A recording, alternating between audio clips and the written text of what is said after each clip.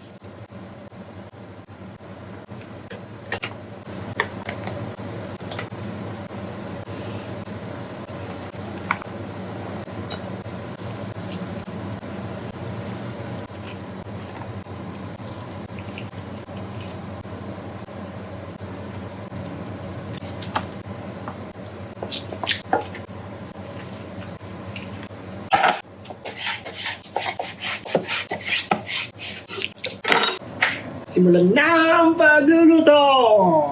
Naka-preheat na yung oven natin doon, so isasalpak na natin to sa oven. Tara! So habang hinihintay natin maluto yung lechong belly, gagawa tayo ng sauce ng lechon belly. Oil, sibuyas, bawang, patay ng baboy mga ka-otnis. Yung mga ka-otnis, may nagpaluto pala sa akin ng lechong belly ngayon. Pang Christmas party daw nila. Yung galing sa kilikili. Tapos tubig. Pag kumukulo na, pwede na yan. Food processor. Ayan! Balik natin dito mga ka-otnis. Yan. Yung pinong-pino. Ang mainit. Mga nagpaluto sa akin nito, sana magustuhan yung luto ko na to. Hindi naman po ako professional, pero nagpapaluto ko sa akin. Salamat na madami. Kung inuli natin mga ka-otnis, toyo ng misis nyo. Paminta. Tubig. Brown sugar. Toyo pa. Breadcrumbs. Pag ganyan nilapot, okay na yan mga ka-otnis. Pwede na to mga ka-otnis. Tayo na lang natin maluto yung lechong belly. Mga ano pa yun? 4 hours. Tulog muna ako. So yan mga ka-otnis. After 2 hours, ganyan na po ang itsura ng ating lechong belly. Alright. Papahida natin siya ng mantika. Mantikaan natin yung lahat-balat. Para sa inyo to mga madams. So yan mga ka-otnis. Yung isa, nahango ko na kanina. Yan.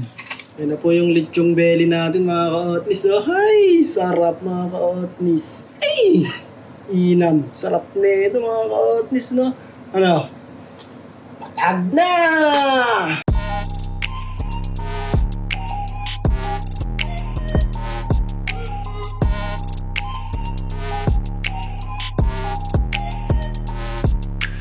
So yan mga ka-otnis. Ano pa hinihintay natin? Tikiman na! Naman, taba.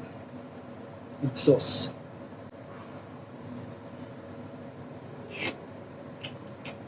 Balat.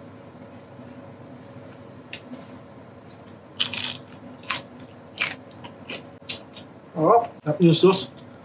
Solid.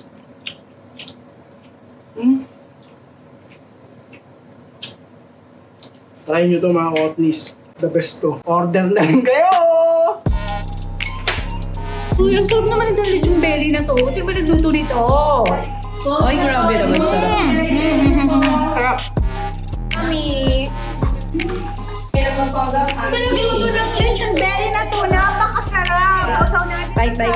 Yes, may suka yan.